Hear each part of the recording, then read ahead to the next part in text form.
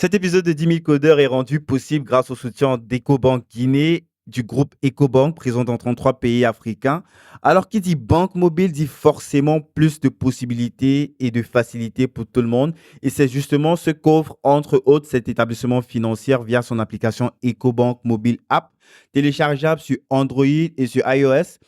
Qui que vous soyez ou quelle que soit votre banque, tout le monde peut accéder aux services numériques instantanés d'EcoBank, comme par exemple envoyer de l'argent à n'importe qui en un instant et depuis votre mobile, acheter sans espèces en magasin et à distance avec EcoBank Pay, payer toutes vos factures sur votre mobile rapidement et facilement. Vous avez juste à ouvrir un compte Express en un instant sur votre mobile, même pas besoin de papier à remplir. Et de là, vous pouvez lier une carte Mastercard ou Visa, quelle que soit la banque. Je vous recommande d'aller télécharger dès aujourd'hui EcoBank Mobile App sur Google Play ou App Store. Merci à EcoBank Guinée de faire parler d'10 000 codeurs et pour son soutien fidèle à l'émission. Voilà, 3, 2, magique. Je suis Guy Berthold Tegueux et j'ai le plaisir de vous présenter le podcast 10 000 codeurs. L'émission qui met en lumière les jeunes, les experts et les sponsors acteurs de la triangulaire de notre modèle d'éducation et d'insertion de la jeunesse africaine dans les métiers du numérique. Je vous proposerai sous forme d'interviews sans filtre de rentrer dans leur histoire, dans leur quotidien. L'objectif sera de favoriser partout en Afrique l'insertion professionnelle et l'employabilité des jeunes et des femmes en apportant une qualification dans des métiers créateurs de valeur liés au numérique. Je vous serai très reconnaissant de partager ce podcast autour de vous, de laisser une évaluation 5 étoiles avec un gentil commentaire sur iTunes. Ça aide énormément à monter dans les rankings et donc d'être découvert par de plus en plus de gens. Bienvenue sur le podcast 10 000 codeurs. Bonjour Olivier et bienvenue pour ce énième épisode du podcast 10 000 codeurs. Olivier, tu fais partie du board de 10 000 codeurs et peut-être tu peux commencer par te présenter et présenter un petit peu ton métier, ton expertise. Ah oui, avec plaisir. Déjà, Guy, merci beaucoup pour l'accueil et l'invitation sur le podcast. Ravi de pouvoir partager tout ça avec toi et les auditeurs. Alors effectivement, j'ai rejoint 10 000 codeurs il y a quelques mois. Et en gros, ce que je fais, mon métier, je gère une société au Maroc qui fait partie d'un écosystème international qui s'appelle Maltem Consulting Group. Et on opère plus spécifiquement sur les métiers liés au système d'information, notamment dans tous les grands chantiers de transition numérique ou transformation digitale. Et maintenant, depuis 2 ans au Maroc, on travaille pas mal de grands comptes sur différents métiers de design, d'agilité, de développement. Et donc moi voilà, j'assume le rôle de dirigeant en fait de cette société, plus de l'accompagnement sur certains projets. Et par rapport à 10 000 codeurs, en fait, je les ai rejoints notamment pour porter l'expertise sur l'agilité, qui est une philosophie, un état d'esprit duquel découlent différentes méthodes qui peuvent s'adapter dans la gestion de projet. Donc on va essayer d'en faire la promotion pour que les développeurs de demain puissent à la fois être bons sur le volet technique et aussi sur tout ce qui est soft skills et la partie relationnelle et gestion de projet, etc. Tu vas sûrement nous expliquer au cours de l'épisode ce que tu entends par agilité et les bénéfices de cette pratique. Bien sûr. Est-ce que tu peux déjà... le Maroc, pourquoi le Maroc? Est-ce que tu es marocain ou t'es marocain d'origine peut-être? Alors en fait, alors moi j'ai grandi à Paris, enfin en région parisienne. J'ai passé tout le début de ma carrière là-bas. Et il y a à peu près, parce que j'ai rejoint Maltem en 2005. Là. Je suis un enfant de Maltem. J'ai grandi avec la structure, avec l'entreprise. Quand je les ai rejoints, on était 50 personnes. Aujourd'hui, on est 1000 dans le monde. Et ça s'est plutôt bien passé. J'ai atteint la fonction de directeur des opérations commerciales sur le siège. Et à ce moment-là, je commençais un petit peu à me dire, bon, c'est chouette, il y a eu des belles réalisations, mais il y a un goût d'inachevé, en fait. Il manquait quelque chose, j'avais besoin de sortir de ma zone de confort. Et c'est comme ça que, étant donné que Maltem n'était pas présent en Afrique, on était déjà en Asie, sur d'autres régions du monde, en Europe, en Amérique du Nord ou autre. On a proposé à la direction de partir s'installer au Maroc. Alors le Maroc pour 2 raisons. Déjà, d'un point de vue de proximité, culturel, fuseau horaire, géographique. Et puis le Maroc a une stabilité politique et économique qui permet d'avoir une bonne base de départ pour construire un projet périn pour ensuite s'étendre en Afrique. Donc ça, c'était le choix du Maroc de la manière pragmatique. Et de manière plus sentimentale et émotionnelle, en fait, ma femme est marocaine. Déjà, ça, c'est aussi un des facteurs qui a mis au Ah, Maroc. comprends tout là. Ouais, c'est ça, les raisons du cœur. Donc, je suis pas encore marocain, mais je pense que je vais le devenir dans, dans pas longtemps. Ouais, mais tu l'es sûrement dans l'esprit. Donc. Ouais, Et ouais, tu as dit que tu as rejoint Maltem en 2005. Ça veut dire t'es forcément après l'école, après la sortie d'école, tu as rejoint ce groupe qui est devenu très grand aujourd'hui. Et est-ce que avant ça, tu peux nous dire un petit peu ce que tu as fait? C'est quoi ton parcours déjà? Tu as dit que tu ouais, étais bien originaire de sûr. Paris, c'est ça? Ouais, ouais, c'est ça. Moi, j'ai grandi en banlieue parisienne. J'ai fait mes études à Paris. Début des études un peu plus orientées scientifiques, un bac S, un maths sup, maths spé. Je pensais faire un métier dans l'époque. Il a fallu que je trouve une solution pour faire des études en alternance, pour ramener un peu de sous, quoi. Et donc, je me suis plutôt orienté vers une formation d'ingénieur d'affaires dans le monde de la vente de services informatiques. Donc, c'est comme ça que j'ai découvert cet univers en 2003, à travers une première expérience dans une boîte qui n'existe plus aujourd'hui, qui était une SS2I d'à peu près 400 personnes. Et quand j'ai fini mon cycle d'alternance et que j'ai eu mon master, c'est là que j'ai intégré Maltem, donc en juillet 2005, quoi.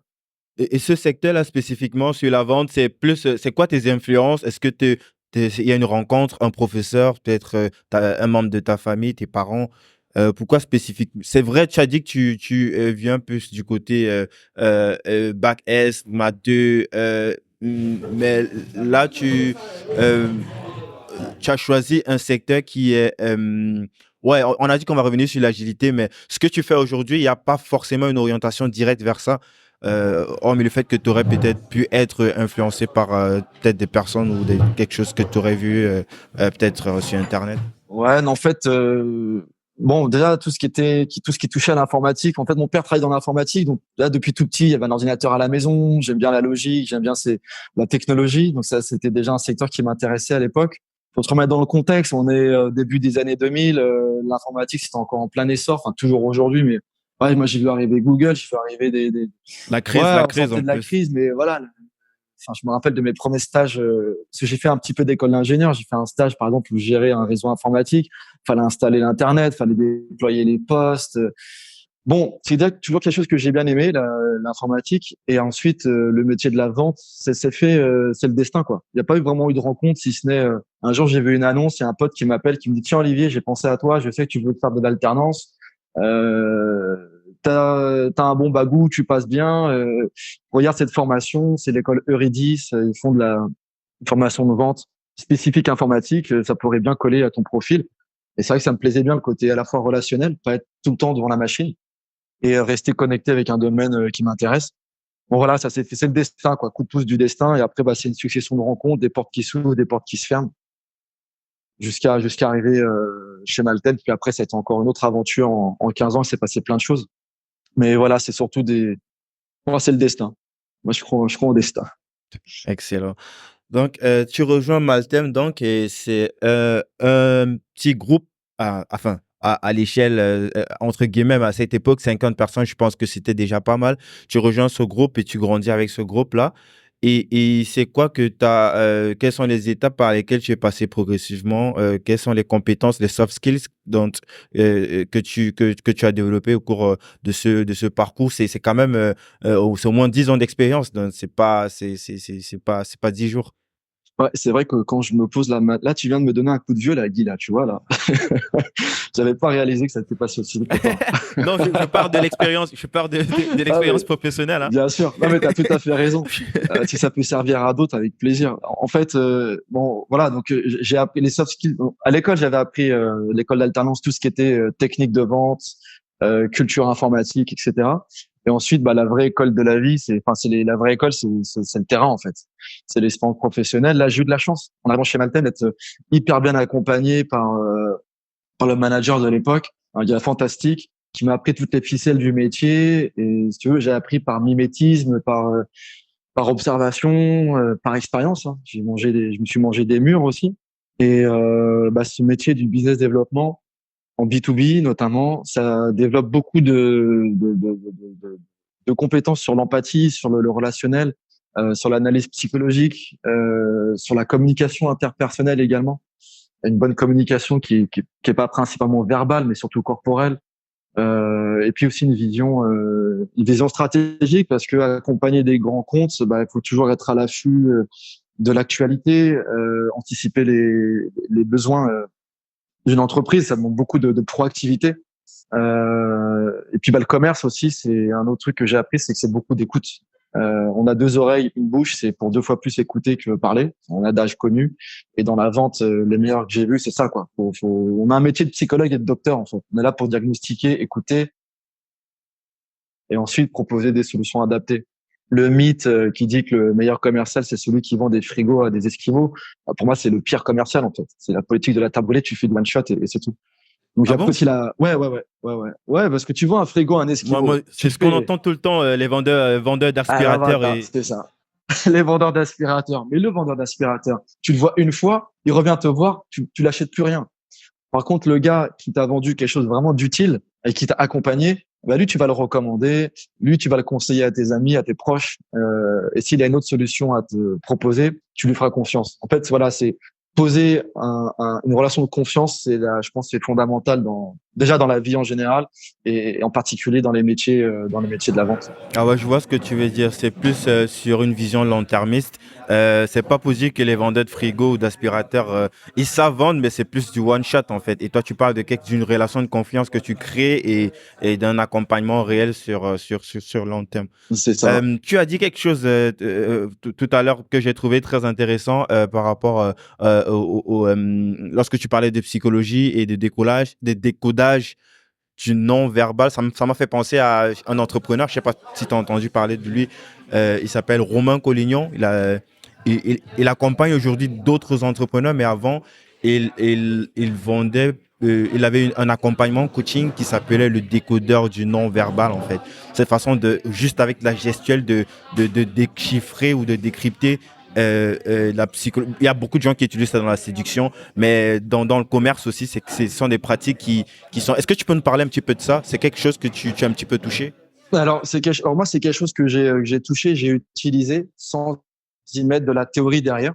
Par contre, j'ai eu la chance de côtoyer au cours de différents projets ou d'expériences des vrais comportementalistes, des experts. D'ailleurs, on a au bord de Team Coder, il y a un expert là-dessus que tu avais interviewé récemment, Najib Bouchiba, qui est très fort sur ces sujets. J'en ai connu d'autres. Des gens sont vraiment spécialisés là-dessus. Ces gars-là sont fantastiques avec quelques euh, en quelques secondes, quelques minutes, ils peuvent déjà déceler l'état émotionnel de l'interlocuteur, s'il faut plutôt partir sur tel ou tel champ lexical. Euh, Moi, pour ma part, j'avais suivi aussi un coaching où on m'avait appris la méthodologie Herman, HBDI, où on t'apprend également par l'observation et l'écoute active à déterminer si ton interlocuteur est plutôt placé dans une sphère de projection ou de relationnel et d'émotionnel, plutôt cerveau droit, plutôt cerveau gauche. Et c'est alors là que tu vas, après une phase d'observation et d'analyse, te synchroniser en fait avec ton interlocuteur pour faciliter la transmission de ton message. Si tu demandes dans la rue, tu fais un test, tu demandes à une personne, tu demandes à 10 personnes, indiquez-moi la gare la plus proche. Tu vas avoir 10 réponses différentes. Il y a ceux qui vont te dire c'est à 200 mètres, on est la troisième à droite, puis deuxième à gauche. Il y en a qui vont te dire c'est pas très loin, tu prends là-bas au feu rouge et au magasin en rouge, tu tourneras à ta droite. Il y a ceux qui te disent attends, je regarde sur mon téléphone avec Google, je te fais le chemin. Il y a différentes façons d'appréhender un sujet et on fait tantôt appel à nos facultés plus intellectuelles de projection analytique, ou tantôt plutôt à nos capacités émotionnelles. Voilà, donc tout ça, c'est des choses qu'on apprend avec le temps, mais effectivement, il y a des gars très très forts sur ces domaines qui amènent du coaching efficace. Ouais. Mhm. Et pour pousser le truc aussi pour les plus geeks, pour ceux qui sont intéressés, c'est un bouquin que moi je conseille et que j'ai déjà plusieurs fois offert à plusieurs entrepreneurs, notamment sur mon autre podcast Débrouillard, qui est celui de Robel Cialdini, peut-être tu connais, Influence, en français, Influence et Manipulation.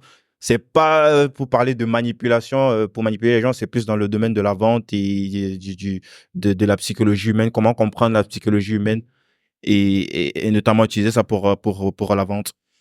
D'accord. Ouais, écoute, je connais pas encore l'ouvrage, mais je vais aller m'y pencher. Mais ce qui est certain, c'est vrai qu'il y a toujours des notions. Avec ces outils, il faut avoir une éthique. C'est un peu comme on dit dans Spider-Man, tu vois. Ouais, Un grand c'est comme pouvoir c'est du implique couteau, hein. responsabilité. Tu prends un couteau, tu donnes à un boucher et il te découpe de la viande, tu donnes C'est ça, à un fou, il va c'est poignarder ça, quelqu'un avec. c'est ça, Et Robert exactement. Cialdini, lui, il parle un petit peu des différents aspects Ouais, psychologiques, comment il appelle ça, ça va me revenir.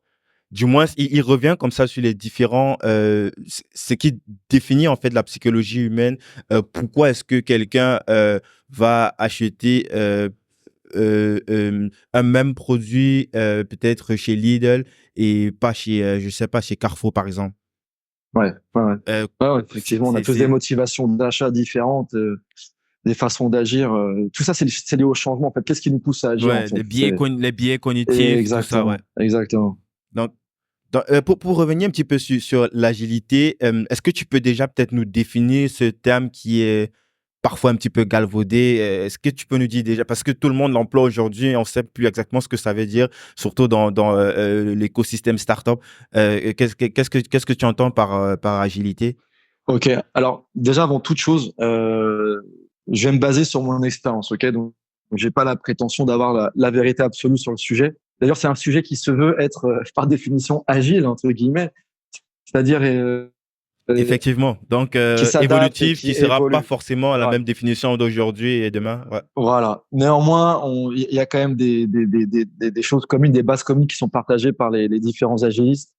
Mais même là encore, il y a des écoles, il y a des croyances, etc. Donc, moi, déjà, l'agilité, avant toute chose, c'est une philosophie.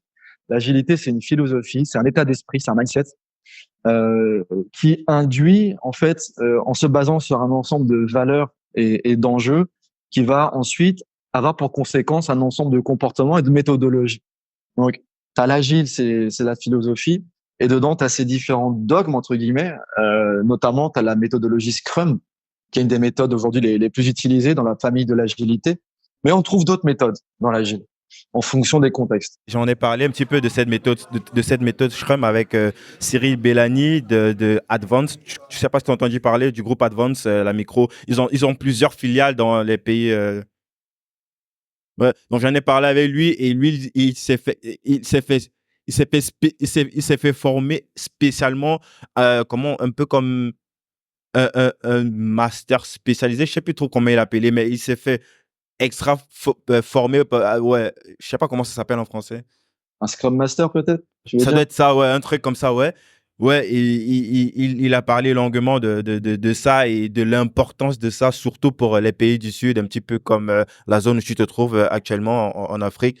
Peut-être tu vas nous dire un petit peu, même si on en a déjà un peu parlé avec Cyril, mais l'épisode va sortir dans quelques semaines. Tu peux un petit peu pousser dessus avant qu'on ne revienne sur les différents points qui définissent la méthode agile?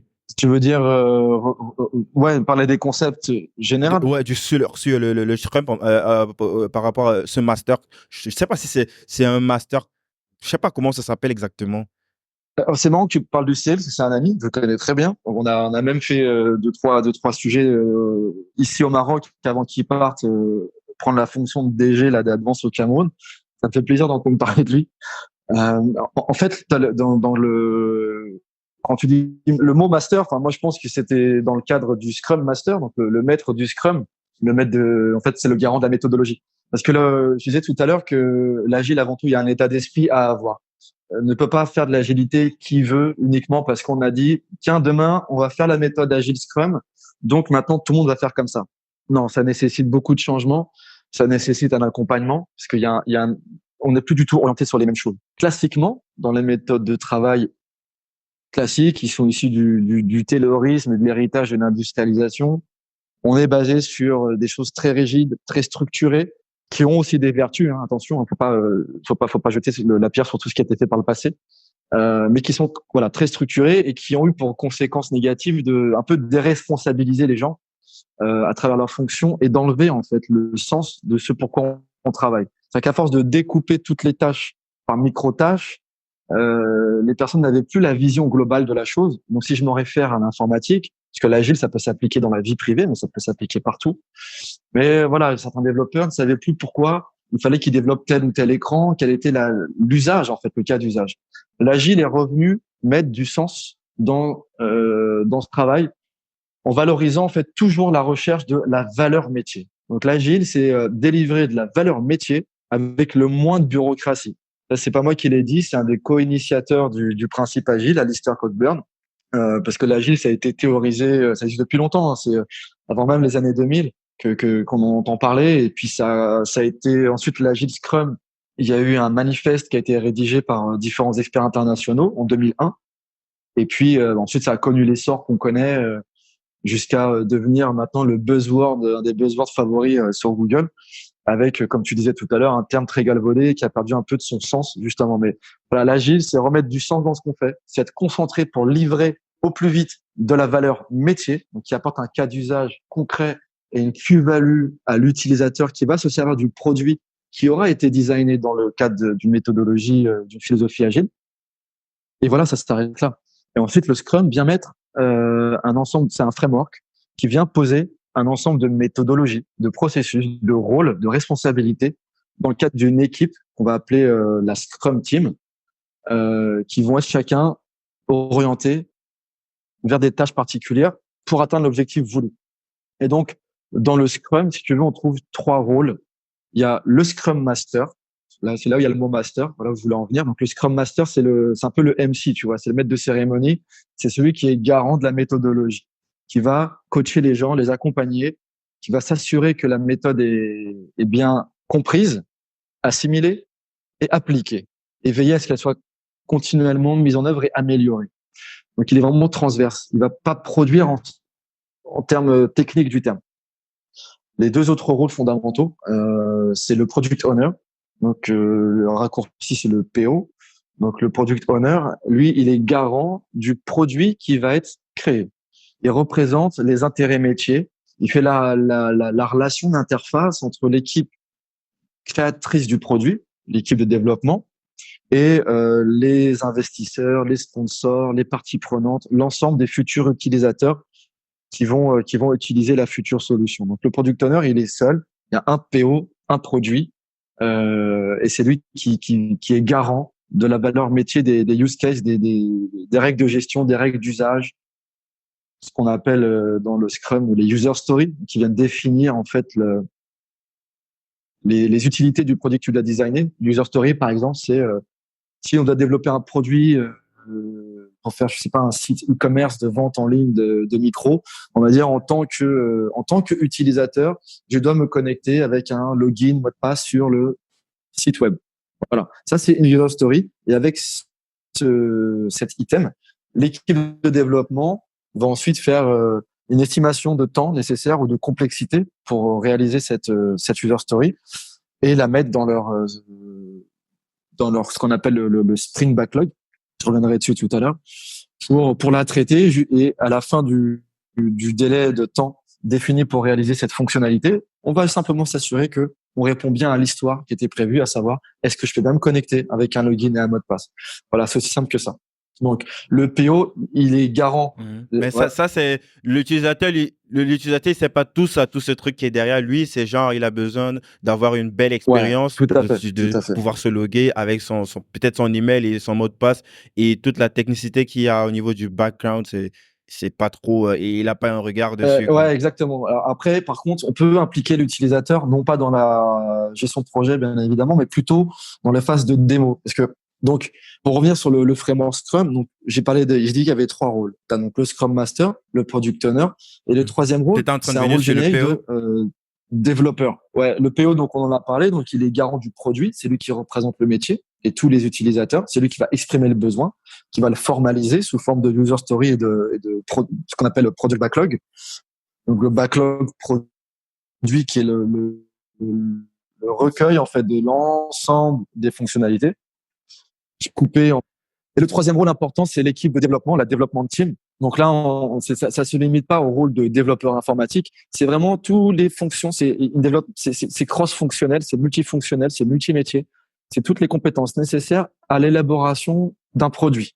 Le développeur, ça peut être le comptable, ça peut être le trésorier. Enfin, vraiment toutes les compétences nécessaires pour développer le produit.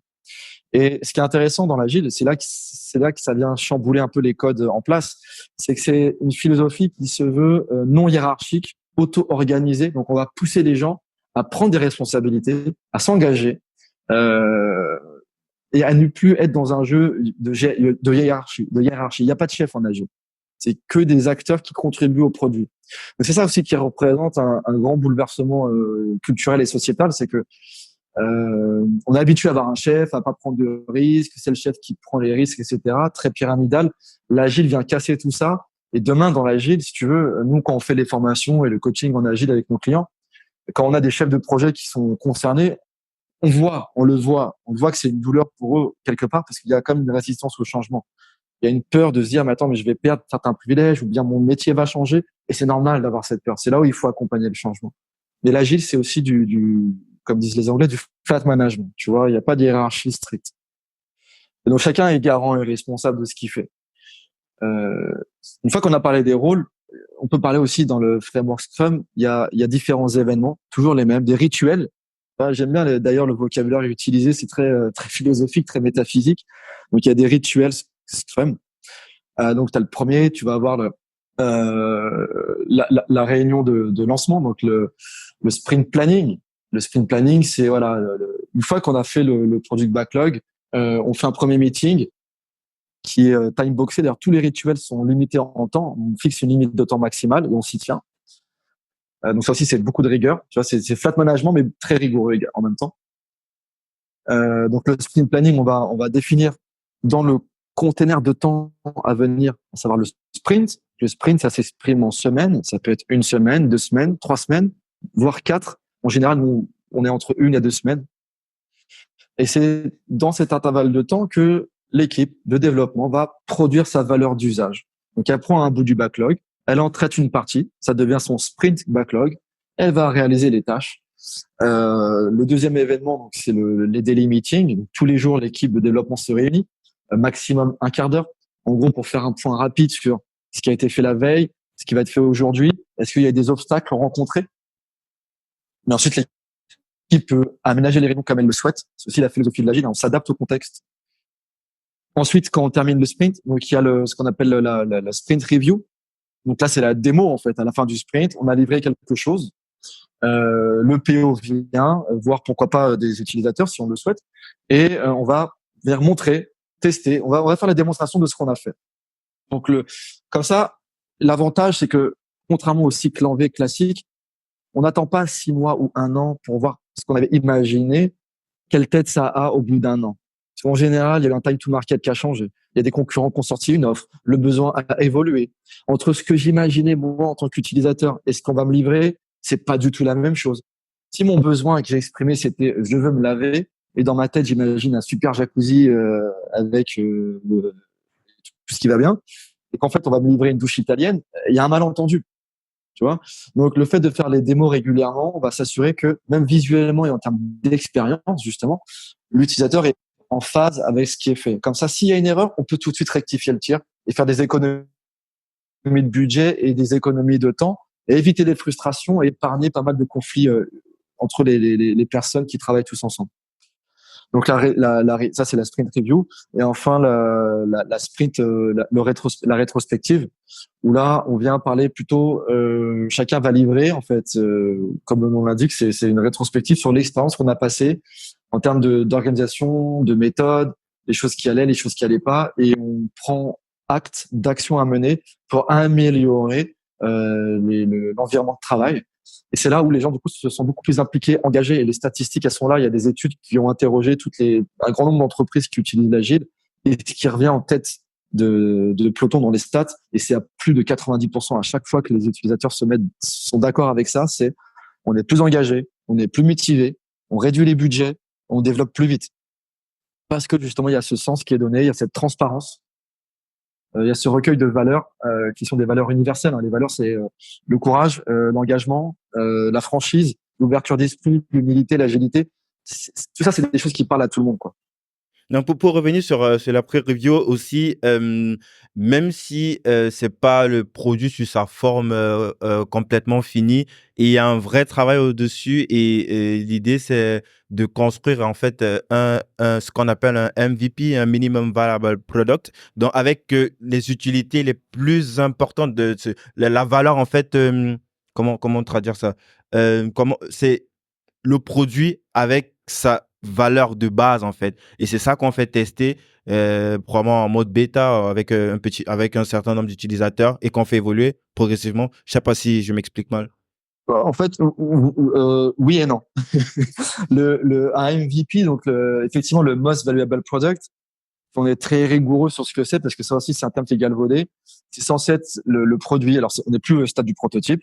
C'est un produit qu'on va mettre sur le marché et qui a une ou deux fonctions majeures principales. Et c'est quelque chose qu'on va sortir vite, qui sera pas forcément beau, mais qui va marcher, qui va apporter la fonction voulue.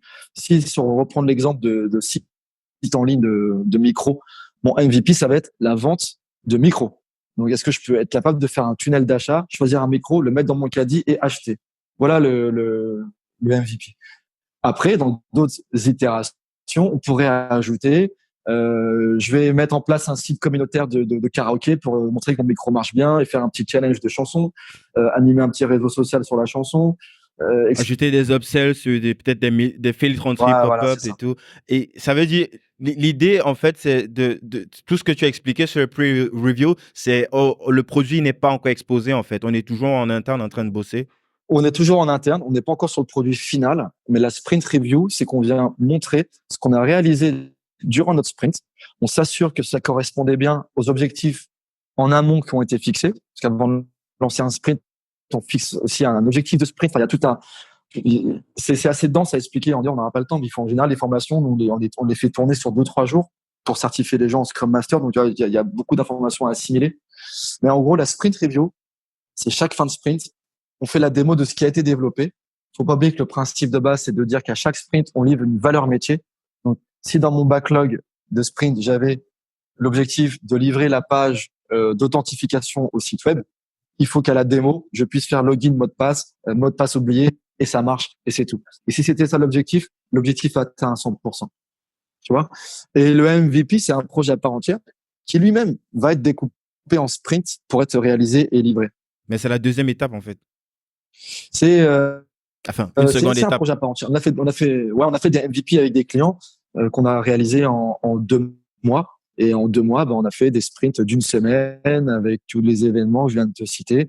Et au bout des 2 mois, on a livré le produit à son stade de MVP. Et ensuite, on continue à ajouter des fonctions et on garde la méthodologie agile toujours sur cette logique itérative et transparente. Excellent. Donc, on va revenir aussi sur le fait, tu l'as dit un petit peu rapidement, là, sur le fait que c'est quelque chose de. Là, tu as essayé de toucher un petit peu les points essentiels, mais il y a beaucoup, beaucoup plus de choses encore à assimiler que toi et tes équipes, vous transmettez sous forme de formation au sein de des entreprises et peut-être aussi des personnes individuelles, des entrepreneurs. Donc, mais est-ce que avant, moi j'ai une question, est-ce que tu peux nous dire un petit peu cette méthode agile, t'es un peu expliqué d'où est-ce que tout ça est venu, le fait que si on regarde des grosses machines comme, je sais pas, peut-être L'Oréal ou les grosses boîtes qui ont déjà des années d'existence, qu'ils ont créé des méthodologies comme ça sous forme de taylorisation et de standardisation qui sont pas mauvaises, mais qui ont créé en fait le fait qu'il n'y avait pas de responsabilité et que il y avait un circuit un petit peu, il y avait beaucoup plus de friction et les actions, peut-être un produit qui, avec la méthode agile qu'on peut sortir en 6 mois, avec ces méthodes de grosses machines, de grosses industries, ils vont mettre peut-être 2 ans pour sortir un produit, notamment peut-être L'Oréal ou pour sortir un produit, c'est que ça prend au moins 2 ans. Euh, est-ce que tu penses que c'est quelque chose qui, pour des petites startups, c'est clair que c'est la méthode idéale, forcément. Et est-ce que tu penses que pour ces grosses machines-là, ces grosses industries, c'est quelque chose qui est intégrable aujourd'hui, où la machine est devenue beaucoup trop grosse pour intégrer ce genre de système à l'intérieur?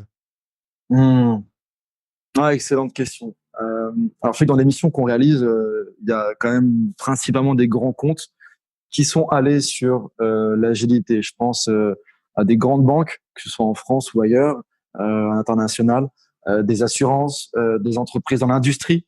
On travaille avec le leader de distribution de gaz, Engie par exemple. Là aussi, on a monté des cellules agiles, à la Société Générale, BNP, etc. Donc, il y a des grosses entreprises qui s'y sont mis. Ça n'a pas été sans douleur. Maintenant, Bah, peut-être que de ce qu'on a j'imagine. vu, ouais. Après, l'agile en soi n'est pas une solution. Ça reste un moyen, c'est une philosophie. L'agile Scrum, en tout cas la méthode Scrum, n'est pas forcément une solution à tous les problèmes. Bien souvent, ça réside dans l'humain, en fait, dans une volonté de faire quelque chose d'une certaine manière pour optimiser son Il y a un action. gros travail d'éducation quand même, parce que là, tu as des gens qui font Énormément. des Ouais, trucs depuis des dizaines d'années, 10, 15 ans, 20 ans, et toi, tu arrives, ouais. tu le dis, bon, à partir de maintenant, oublie tout ce que tu vas réapprendre, tu vas désapprendre ce que tu as appris et tu C'est vas ça. penser autrement. C'est assez lourd quand même.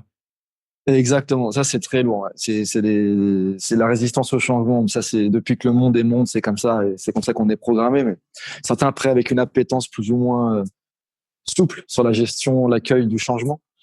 Mais ouais, non, mais les grosses machines s'y mettent. Il y en a qui s'y sont déjà mis, des gros industriels.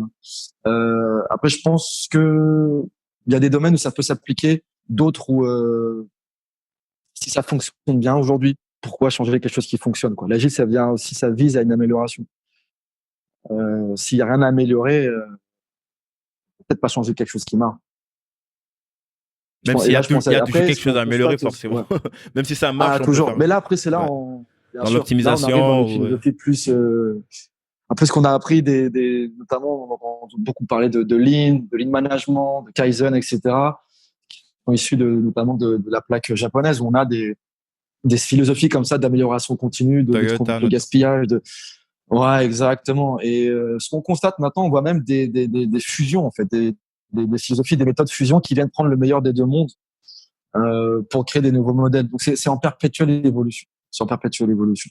Et comment. Et tu vois, je vais donner un Ok, vas-y, exemple. vas-y. Ouais, Tu avais un exemple. dis-moi. Moi, je voulais Non, non, justement te demander, ouais, t'as anticipé sur la question, je voulais te demander, est-ce que tu as un cas pratique, peut-être, bon, de comment est-ce que ces grosses machines, elles font, si elles commencent peut-être par un secteur spécifique, peut-être un projet dédié en dessous, et puis elles essayent progressivement de faire remonter la méthode, ou alors c'est genre, c'est brutal parce que ça doit être très dur quand même d'implémenter tout ça, quoi, dans des ouais, non, entreprises qui existent non, depuis longtemps. exactement. Non, mais exactement. En fait, voilà, les exemples, c'est ça, c'est ce qu'on a vu qui a marché.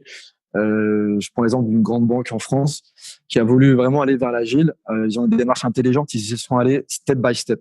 Alors déjà, ça part, il faut que le top management soit convaincu d'y aller. S'il n'y a pas le top management qui veut y aller, c'est même pas la peine d'essayer. C'est même pas la peine. Et là, je reprends la citation préférée de mon ami Cyril Bellamy. Et comme il dit toujours, c'est le poisson pourrit toujours par la tête. Voilà. Donc, là, ouais, non, et c'est un DG qui le dit, tu vois. Donc, non, mais il faut que le top management soit convaincu et supporte, impulse ce changement, donne cette vision. Il faut d'abord une vision d'entreprise. Et il faut que le top management accepte qu'il va y avoir des changements. Ensuite, on peut mettre en œuvre les choses. Pour la mise en œuvre de l'agilité, c'est baby steps, step by step. On commence par, on identifie un ou deux produits peut-être qu'on va faire réaliser par une équipe à part, en mode un peu expérimental. Donc c'est là qu'en général, on va parler de cellules agiles ou de digital factory. Voilà, le vocabulaire change en fonction des secteurs et des pays. Mais l'idée, c'est d'avoir une équipe dédiée qui va travailler avec la philosophie agile, éventuellement la méthode Scrum, qui va travailler sur ce bout de process métier ou créer une nouvelle solution ou quelque chose. Et là, ça va à la fin quand ils vont livrer leur produit, tout l'enjeu est que bien sûr, faut que ça marche, faut que ça marche. Effectivement, Et c'est la base. c'est la base. Et donc, s'ils atteignent leur objectif, c'est la preuve par l'exemple. Et en général, ça permet de conduire le changement en rassurant les gens, en disant voilà, vous avez vu ça, on a sorti cette application mobile, on l'a fait en 3 mois grâce à une autre philosophie qui est l'agilité. Ça nous aurait pris 1 an avec les méthodes traditionnelles, donc ça marche. Et l'utilisateur est content. Si on va aussi mesurer les feedbacks utilisateurs. Comme l'exemple du MVP que tu disais, l'intérêt du MVP, c'est de sortir vite une fonctionnalité, tester le marché, avoir les recueils de l'utilisateur et s'ajuster en conséquence. Voilà. Donc, en général, les grosses structures commencent par petits bouts, par tester, pour montrer que ça marche. Et Des petits ensuite, projets, ouais. progressivement, ils élargissent. nous, il y a un gros client comme ça dans le monde de l'industrie en France. On a commencé à travailler avec une équipe de 5 personnes. Et au bout de quelques années, de 5-6 ans, c'est devenu un centre de service agile, une cellule d'action rapide qui rassemble à peu près 80 personnes, tu vois. Et ça a commencé progressivement. Et ça s'est fait en quelques années. Voilà. Donc, il faut avoir de la patience aussi. Excellent. Non, c'est intéressant de voir tout cela, pas que sur l'aspect des entreprises qui débutent ou qui sont Et oui, à bien mi-chemin, sûr. et aussi avec des grosses machines. Donc, merci déjà Bien pour sûr, ça. bien Et sûr. si on revient un petit peu sur Maltem, notamment Maltem Africa, je ne sais pas si ce sont les mêmes Uh-huh. services qui sont distribués partout. Et je voulais que tu nous parles un petit peu de ce qui est de la formation. Mais peut-être tu peux répondre avant. Est-ce que c'est Maltem et Maltem Africa, c'est pareil? Alors, Maltem, en fait, c'est le groupe. Maltem Consulting Group, c'est l'écosystème international dont le siège est basé à Paris, en France. Et on a différentes entités internationales qui sont situées donc en Asie, Amérique du Nord, avec le Canada, New York, l'Australie, Belgique, Luxembourg, et donc Maltem Africa qui est basé à Casablanca. Et en fait, chaque pays va avoir, si tu veux, sa spécificité. Tous les pays sont pas forcément sur les mêmes demandes ou les mêmes marchés. Néanmoins, ce qui nous rassemble tous, c'est quand même des gros projets du moment. C'est lié au chantier de transformation digitale, c'est la gestion des systèmes d'information et tous les métiers qui en découlent à travers les métiers du designer, du développeur, de la gestion de projet, de la méthodologie agile éventuellement. Voilà, tout ce qui est gestion de la data. Euh, Sur Maltem Africa en particulier, c'est vrai on est très spécialisé sur la transformation digitale. On intervient exclusivement sur ce type d'intervention. Donc, on travaille que avec des digital factories, de grands groupes d'ailleurs, hein, des grandes banques, des grandes assurances et des groupes industriels. Et à côté de cette expérience projet, où on accompagne les projets en mettant à disposition nos compétences, etc., on développe aussi une activité de formation où on vient partager en fait notre passion sur les métiers de l'UX designer, sur les métiers de l'agilité et sur les métiers du développeur. Ça, pour le coup, c'est une spécificité Maltem Africa. Mhm, mhm. Et tu peux nous dire un petit peu, c'est qui sont ceux qui suivent ces formations? Des entreprises, de grands groupes, tu l'as dit. Est-ce que Ouais, une personne lambda qui lance sa petite boîte de 2, 3 personnes, une petite PME, peut souscrire à ce type de formation? Est-ce que ça ouais, s'y bien sûr. prête ou il y a un minimum de taille pour pouvoir, Non, non, sinon non, peut-être ce non. serait... OK. On veut démocratiser tout ça et on aime ce qu'on fait, on veut le partager. Donc, on a commencé les formations, c'est vrai, avec des grands groupes. Et c'est ça qui nous a inspiré pour bâtir et enrichir notre parcours de formation. Et d'ailleurs, on va bientôt lancer dans quelques heures ou quelques jours, en train de finaliser les derniers détails. On va lancer notre site web pour proposer nos formations aussi bien aux particuliers qu'aux entreprises, les entreprises de toute taille. Moi, déjà ici au Maroc, on a collaboré donc avec des assurances et des banques. On a aussi bossé avec des incubateurs pour former des gens qui portent un projet, qui sont incubés, qui vont créer une start-up. On les a sensibilisés à l'agilité et à ses vertus. Ça s'est hyper bien passé. Les gens étaient ils ont très très bien accueilli le sujet. On a également collaboré avec une école de formation, une école de code, la 3W Academy, pour sensibiliser les 30 développeurs qui étaient en cursus de formation pendant 2 jours. Donc, on les a également initiés à l'agilité et à la méthode Scrum. Donc, tu vois, on a un panel d'apprenants avec qui on a déjà travaillé, issus de différents horizons, des métiers techniques, des métiers non techniques et plutôt orientés produits, des chefs d'entreprise, des ingénieurs, et puis des collaborateurs, des salariés qui font partie de grands groupes. Donc demain, on vise à proposer nos expertises, on va les partager avec les particuliers et les entreprises, comme je disais. Et en parallèle de ça, également, travailler bien sûr avec Jimmy Coder, puisque l'idée, c'est de proposer les métiers du numérique sur l'Afrique avec cette composante hard skills, donc le métier du développement pur, la technicité, et la partie soft skills, où moi, aujourd'hui, par exemple, je donne un cas concret pour l'employabilité des jeunes. Moi, on va les former, c'est bien. Après, il faut qu'ils soient employables. Et aujourd'hui, l'agilité est devenue un critère de recherche des employeurs ou des clients.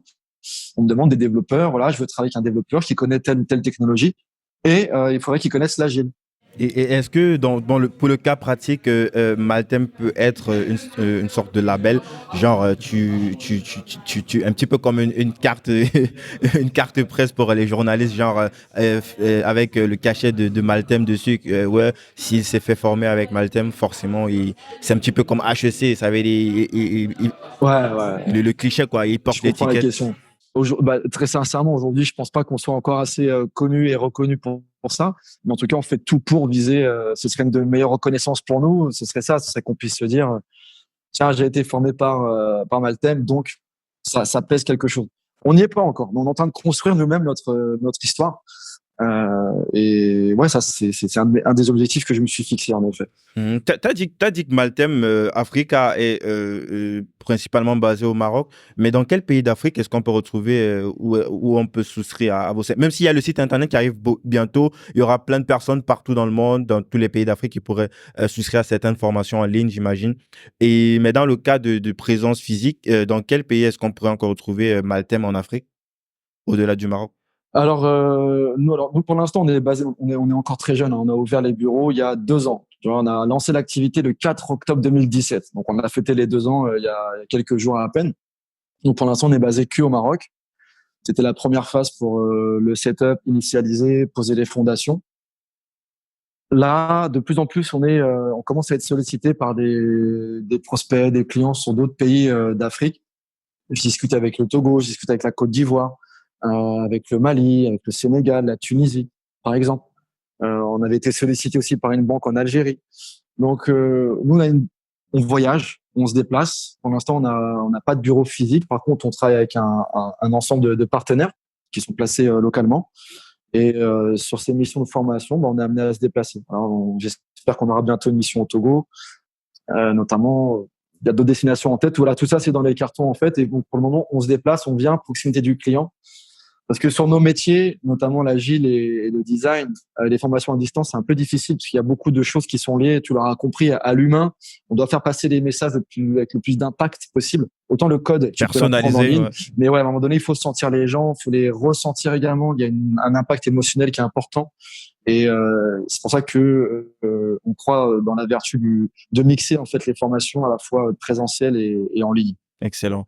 Est-ce que tu peux me parler un petit peu de la rencontre avec... j'imagine que si tu as intégré 10 000 codeurs aujourd'hui, c'est principalement par le biais de Douglas.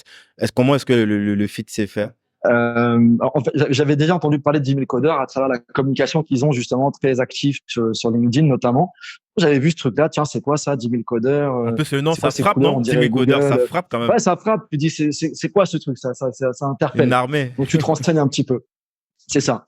Et ensuite, voilà encore, je pense que le destin nous a fait croiser nos chemins, tu vois, parce que pour la petite histoire, donc, alors, Maltem a toujours eu un engagement très fort sur tout ce qui est responsabilité sociétale et l'impact en fait sur la société, l'impact solidaire. Donc les fondateurs sont très ancrés sur ces valeurs et ont des actes très concrets à travers des actions caritatives à Madagascar. On a soutenu des orphelinats, on a monté des écoles d'informatique également.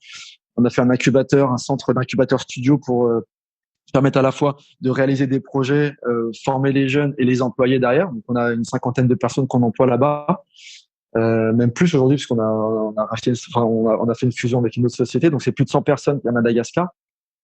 Et donc, si tu veux, il y avait déjà un mindset chez nous lié à l'impact solidaire. Donc, 10 000 codeurs, quand on voit le pitch, ça nous parle.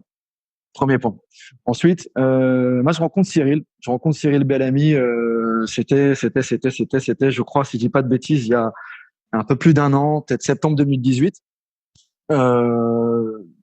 Il entend parler de Maltem, il dit tiens, qu'est-ce que c'est? On rentre en contact sur LinkedIn, on se rencontre. De là est née une belle amitié. On a tout de suite fité. Et Cyril me parle de son rôle au bord de 10 000 codeurs. Donc là, on accentue la chose. Ensuite, il y a eu une rencontre entre Douglas et un des fondateurs de Maltem qui s'appelle Pascal Menson. Ils se sont vus à Paris, le contact aussi est bien passé. Et puis après, avec Douglas, on s'est pas vu tout de suite, ça a été long parce que tous des agendas hyper chargés. Donc on communiquait à distance sans s'être jamais parlé. On a mis beaucoup de temps avant de se parler. Puis un jour, on s'est vu. C'est très récent. On s'est vu, je crois, juste avant l'été 2019, tu vois, un peu avant. La première fois que j'ai vu Douglas, c'était au Maroc. Il était en mission pour un de ses clients. Et de là, on dit, attends, il faut qu'on profite, t'es à Casa, c'est pas normal qu'on se voit pas. Donc, on s'est vu, on a déjeuné ensemble. Le contact est hyper bien passé. Donc, ça a confirmé, si tu veux, ce que j'avais déjà comme euh, a priori, en fait, tu vois, à travers les discussions que j'avais eues à distance. Mais là, le voir physiquement, en plus, là, il a mis toute son énergie. Et c'est quelqu'un de très solaire, quoi, qui rayonne beaucoup. Et après, effectivement, Africup, c'était un événement fantastique où il a réussi à rassembler une grande majorité des acteurs de Demi Coder. Tout le monde n'était pas là, mais on a vu il y avait Nour qui était là, il y avait Naji, il y avait Roger, il y avait Redouane, Douglas, bien sûr, Fanta, Nelly. On a même quelqu'un qui nous a rejoint en cours de route. Enfin, voilà, Léo Kadi. Donc, ouais, que des gens fantastiques, tous animés par une même passion, quoi. C'est celle du partage, d'avoir un impact, d'avoir du sens, en fait, dans ce qu'on fait. On a plus ou moins la chance d'avoir un petit peu réussi. Je sais pas ce que ça veut dire le mot réussi, mais bon, voilà, on a nos métiers, on avance bien. Et puis, je pense qu'un des trucs qui nous rassemble, c'est aussi le give back, en fait. Tu vois, l'univers a été gentil avec nous et bah, faut qu'on partage. On a la capacité à le faire. Et Douglas a été très fort. Douglas et l'équipe rapprochée, hein, parce qu'il a commencé aussi avec d'autres gars. Voilà, ils ont initialisé quelque chose de magnifique. Et ça va être c'est un projet ambitieux, difficile, mais c'est en général le signe des bons projets, quoi. Comment toi tu vois 10 000 codeurs dans les, disons, moyen terme, disons dans les 3, 5 prochaines années? Qu'est-ce que toi surtout l'impact de Maltem sur 10 000 codeurs, comment toi tu vois les choses?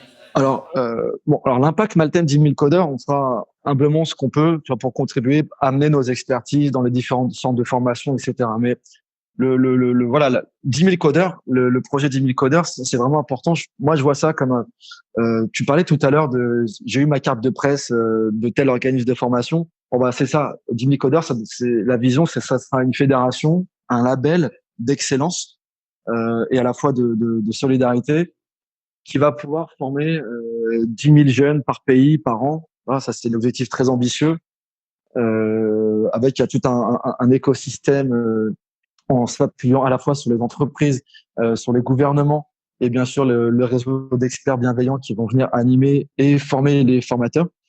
Et voilà, je vois Dimicodor comme une fédération qui rassemble un écosystème de partenaires animés par la même quête de sens de favoriser en fait tout ce qui est l'employabilité des jeunes, des femmes en Afrique grâce au métier du numérique pour que demain l'Afrique soit le poumon en fait de la compétence numérique pour concurrencer d'autres continents ou d'autres pays comme l'Inde ou autres qui ont fait des avancées fantastiques, qui sont devenus des acteurs incontournables.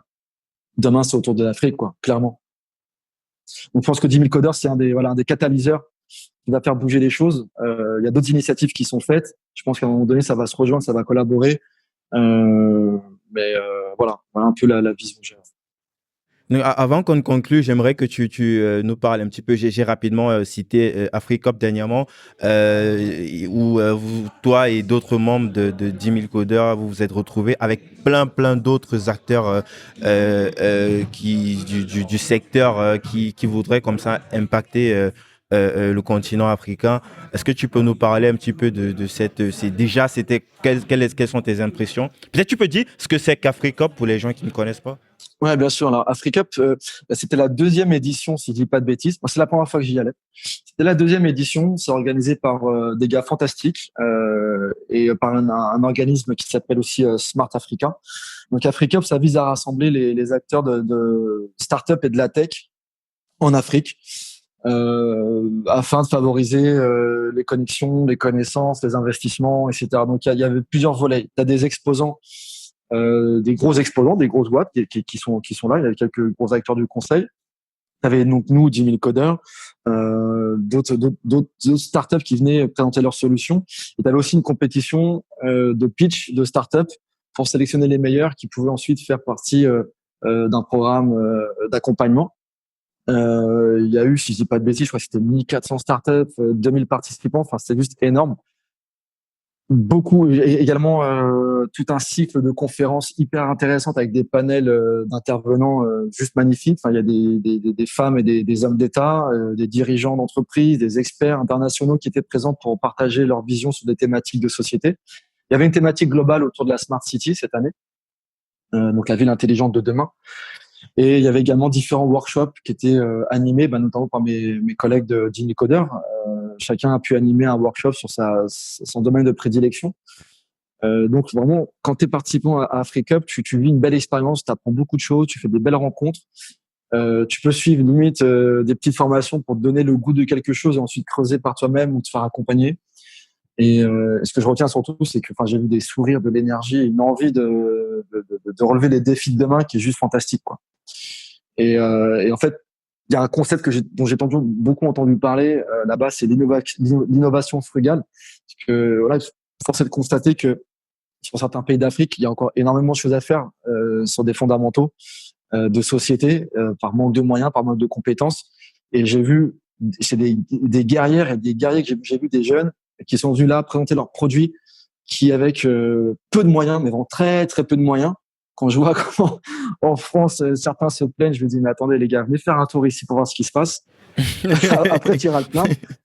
Ils arrivent à faire des choses avec 3 fois rien, sur des innovations qui vont apporter vraiment une plus-value, une valeur d'usage juste incroyable. Donc c'est très optimiste en fait, très très optimiste. On peut dire que ce sont des débrouillards, quoi. Ça, c'est un petit clin d'œil à tu mon l'as bien autre choisi podcast. ton podcast. Là, c'est que des débrouillards. Ça, c'est clair. Beaucoup de débrouillardise, bien sûr. Des graines d'entrepreneurs à foison, à foison. Excellent. Merci beaucoup, Olivier, pour Merci à ce toi. partage sans filtre. Sinon, est-ce que tu aurais quelque chose à dire à ceux qui, disons, on s'adresse à ces jeunes, quoi, à ces femmes aussi, parce on s'adresse beaucoup aux jeunes filles. Tu as vu, il y a Nabounou qui est Bien sûr. passé parmi les premiers épisodes, et Nabounou, elle a dû faire suivre des cours de Jimmy Coder en cachette, tu vois, parce que les gens, ils comprennent pas, mais qu'est-ce que tu allais foutre à suivre aller à l'université, te fais pas chier, fais comme tout le monde, ouvre ton petit commerce, et tu vois. Et pas pour dire que les petits commerces, c'est pas pour dévaloriser ces gens, ce sont aussi des personnes dignes qui essaient à leur niveau, mais sauf qu'ils n'ont pas d'autres informations à part ce à quoi ils ont toujours été confrontés. Qu'est-ce que tu as à dire à ces jeunes filles? Qu'est-ce que tu as à leur dire par rapport à les opportunités nouvelles qu'il y a aujourd'hui avec le numérique, avec le digital? Qu'est-ce que toi, tu pourrais dire à ces jeunes filles, à ces jeunes hommes en quête de sens, qui aimeraient faire les choses, mais qui n'ont pas forcément l'information ou des grands frères ou des grandes sœurs qui vont leur montrer comme ça le chemin, qui vont représenter pour eux, en fait, des repères, quoi, des modèles? Qu'est-ce que tu pourrais leur dire? Déjà, ne pas avoir peur de se fixer des grands objectifs. Comme on dit, c'est en visant la lune qu'on atterrit dans les étoiles. Donc, il faut oser, il faut y aller. Je sais que parfois, il y a des contextes qui sont extrêmement difficiles, même au niveau sociétal. Il faut braver certains interdits. On en a conscience. Mais voilà, ça demande du courage, se fixer des objectifs importants et jamais baisser les bras. Parce que la vie, c'est pas un long fleuve tranquille, comme dit dans le film. Il y a des hauts, il y a des bas. Mais si on est sûr que son idée, elle est valable, il faut s'accrocher et se donner les moyens de la concrétiser.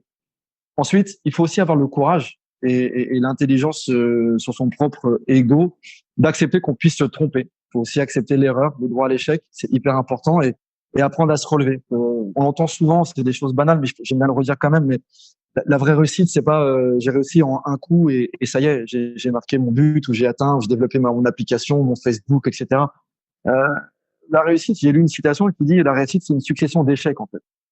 Mais c'est vraiment ça, parce qu'à chaque échec, on va apprendre quelque chose. Donc là-dessus aussi, c'est ça qui demande le courage. Et enfin,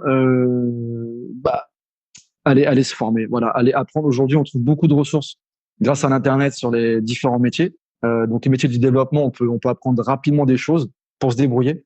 Ensuite, il faut aussi, bien sûr, se faire accompagner si on veut aller plus loin. Ne pas négliger les soft skills, donc tout ce qui touche à la méthodologie, au design, à l'interaction utilisateur. Si on travaille dans l'informatique, il faut jamais négliger l'expérience utilisateur. Les meilleurs produits, c'est pas les plus beaux techniquement, c'est ceux qui sont les plus beaux en termes d'expérience utilisateur.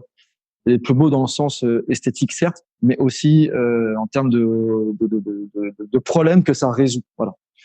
Donc il faut surtout pas négliger cette partie-là. Que va penser mon utilisateur? Se mettre à la place de l'utilisateur, donc toute la sphère de l'empathie, ne pas la négliger. Et enfin, ne pas forcément faire que le focus sur l'informatique. C'est-à-dire que dans les métiers du digital, il y a beaucoup de métiers. Il y a product owner, il y a scrum master, il y a le marketing, Il y a le développeur informatique, bien sûr.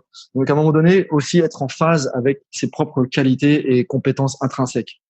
Voilà un peu ce que je pourrais dire comme ça à chaud. Mais surtout, ces jeunes, qu'ils n'hésitent pas à solliciter des membres du réseau d'Unicodeur ou autres réseaux qu'ils ont pu identifier de gens bienveillants qui seront un plaisir. Et heureusement, c'est ce qui donne foi en l'humanité. On est nombreux à avoir de l'espérance et avoir envie de la partager. Donc, il faut oser un petit contact sur LinkedIn. J'ai une question à vous poser. Qu'est-ce que vous en pensez? On va pas répondre tout de suite dans la minute, mais en tout cas, je sais qu'on est nombreux à être OK pour répondre et essayer de donner des conseils de vie comme ça, de petits retours d'espérance de jeunes briscards sur comment hacker un peu une carrière professionnelle et l'optimiser au maximum. Merci Olivier pour ces belles paroles. J'ajouterais, je ne sais pas très bien comment c'est formulé, c'est Mandela qui le dit, je ne perds jamais, soit je gagne, soit j'apprends. Un truc comme ça, je ne sais pas trop. Ouais, ça c'est beau ça. Ouais. Donc, on dit que tout ce que tu fais comme hein. erreur, c'est pas tu peux considérer ces erreurs ou ces fautes comme en fait, tu coches en fait que sur les possibilités, il y a telle possibilité qui ne fonctionne pas et tu vas essayer autre chose, tu itères au fur et à mesure.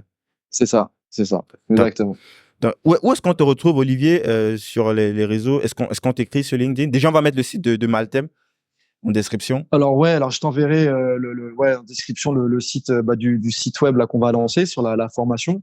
Et ensuite, on me retrouve sur LinkedIn, Olivier Bronzini, il y en a qu'un sur LinkedIn, donc c'est Maltem Africa. Là, on peut me contacter facilement. Je suis aussi sur Facebook. De façon, tu vois, c'est un peu rigolo. Tu vois, je suis dans le digital, mais j'ai pas de chaîne Instagram ou autre, ou de YouTube.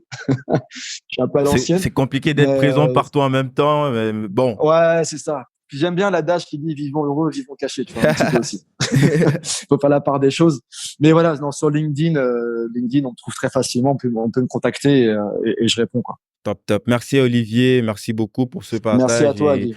Je te souhaite bon vent pour Maltem. On a hâte de voir et de te voir surtout te déployer dans d'autres pays de façon plus physique pour justement ramener cette proximité dont tu parlais dans l'épisode. Donc, à très vite, Olivier. Ciao. À très vite et bravo à toi pour ce que tu fais aussi, Guy. C'est super. Salut. À bientôt.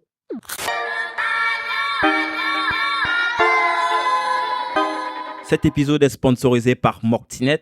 Moctinet, c'est un peu le cabinet de conseil en innovation et l'agence digitale intrépide dont vous avez toujours rêvé. Moctinet conçoit, design et développe vos projets les plus ambitieux, que vous soyez une PME, PMI ou une grande entreprise. Chez Moctinet, la team design et développeurs travaillent main dans la main pour joindre le beau à l'efficace. Du site média au site e-commerce, de l'identité visuelle à l'application, c'est leur expertise première. À vous de mettre cette équipe au défi. L'expérience utilisateur est toujours au cœur de l'approche de Moctinet pour optimiser la relation entre leurs clients et leurs utilisateurs. En gros, si vous voulez générer de la croissance version 2020 avec des réponses immédiates et humaines, essayez Moctinet en tapant moctinet.com. C'est moctinet.com et vous m'en direz le plus grand bien. Bravo, vous avez écouté cet épisode de 10 000 codeurs jusqu'au bout. Merci de le partager à 2 personnes autour de vous, d'inscrire de force vos amis au podcast sur leur smartphone et de mettre une note de 5 étoiles avec un gentil commentaire. Ça nous aide énormément pour ressortir dans les classements. Aussi, si vous nous laissez votre email sur podcast.1000codeurs.com, nous vous enverrons l'épisode de la semaine ainsi que 2-3 bons plans. Pour finir, si vous voulez rejoindre l'écosystème 10 000 codeurs, soit en tant que bénéficiaire d'une formation dans les métiers du numérique, soit en tant que formateur professionnel du numérique ou du développement personnel, ou en tant que sponsor pour favoriser en Afrique l'insertion professionnelle et l'employabilité des jeunes, il vous suffit de nous écrire sur contact@1000codeurs.com ou vous rendre sur 1000codeurs.com. Je suis Guy Berthold pour le podcast 10 000 codeurs et je vous donne rendez-vous à la semaine prochaine.